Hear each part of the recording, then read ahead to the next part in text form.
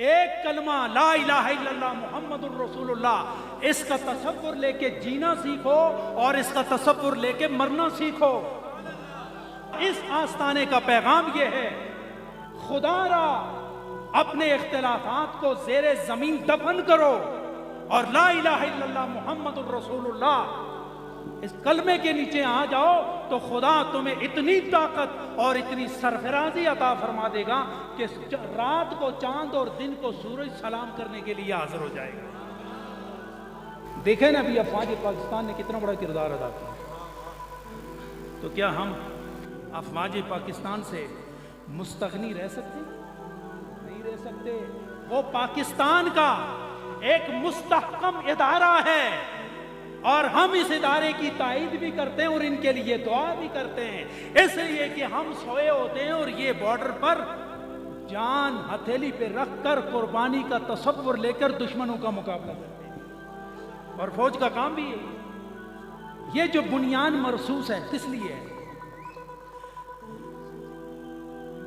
جڑی ہوئی دیوار، پختہ دیوار کہ جس کی ایک اینٹ دوسری اینٹ سے جدا نہ ہو سکے۔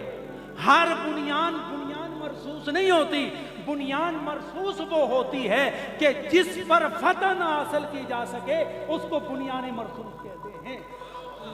اور آپ کی اور ہماری اور پاکستان کی فوج نے بنیان مرصوص ثابت کر کے انڈیا والوں کو بھی بتایا، اسرائیل والوں کو بھی بتایا، امریکہ والوں کو بھی بتایا، سارے عالم کفر کو بتایا کہ تم ہر ایک پر فتح حاصل کر سکتے ہو لیکن بنیان مرصوص پر تم کبھی بھی فتح حاصل نہیں کر سکتے۔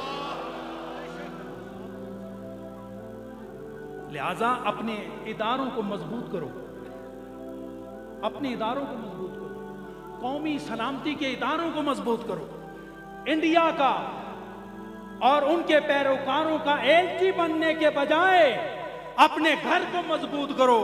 جس نے اپنے گھر کو مضبوط کیا تو وہ ناقابل تسخیر بن جاتا ہے، اور پاکستان مٹنے کے لیے نہیں آیا، یہ اللہ اور اس کے رسول کا نام قائم کرنے کے لیے آیا ہو۔